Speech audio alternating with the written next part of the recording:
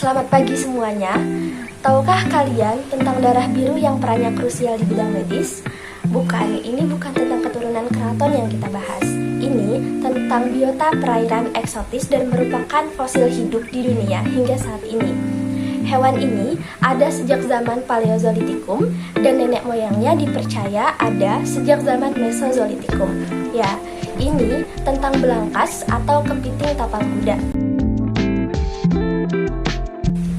Baru-baru ini, konservasi mengenai kepiting tapal kuda masih sulit dilakukan di masyarakat secara luas karena peranannya yang memang belum tergantikan. Di bidang medis, sekitar 600.000 kepiting tapal kuda dipanen setiap tahunnya hanya untuk diambil darah birunya.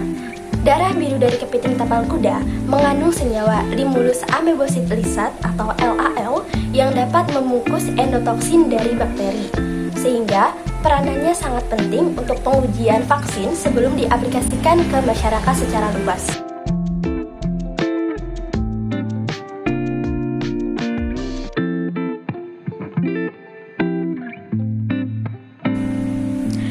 Walaupun harga darah biru dari kepiting tapal kuda ini masih cukup fantastis, namun demikian karena memang belum ada yang bisa menggantikannya, maka peran dari darah biru kepiting tapal kuda ini masih cukup masif dimanfaatkan oleh masyarakat secara luas. Padahal kepiting tapal kuda sendiri di dunia hanya tersisa 4 jenis saja. Nah, walaupun bidang medis hanya mengambil darahnya saja dan kemudian kepiting tapal kuda yang sudah diambil darahnya ini dikembalikan lagi ke lautan lepas, namun demikian apakah kepiting tapal kuda yang dilepaskan ini akan hidup?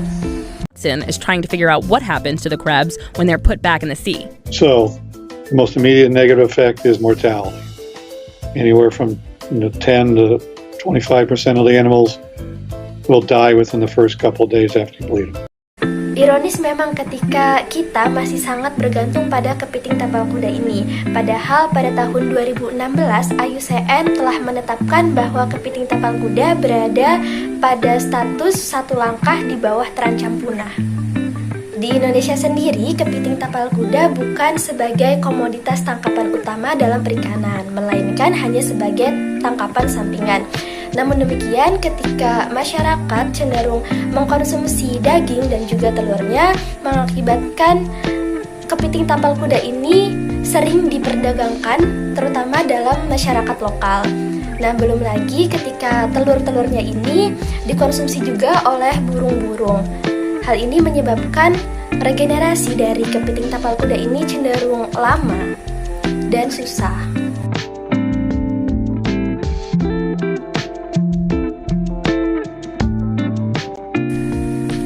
Belum lagi isu-isu penyelundupan kepiting tapal kuda dari perairan pedalaman di Indonesia ini masih terjadi juga untuk diekspor ke negara tetangga seperti Malaysia dan Thailand.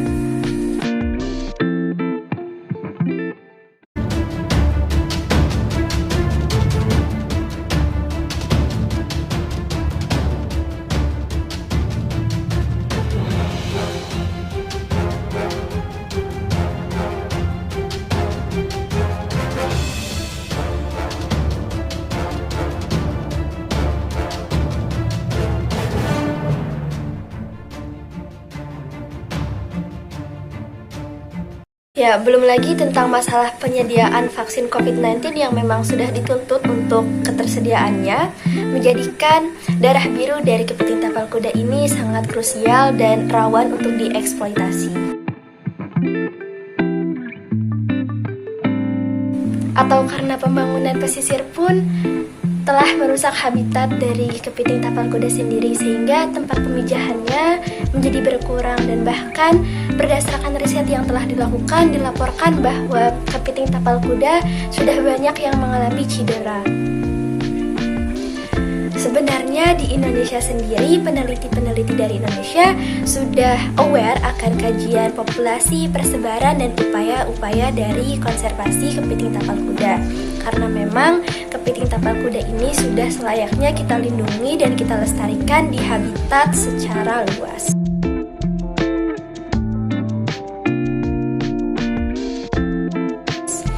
Oleh karena itu, ketika kita kita tidak sengaja menangkapnya, maka sebaiknya kita melepaskan kembali. Terima kasih dari saya, semoga bisa diterapkan.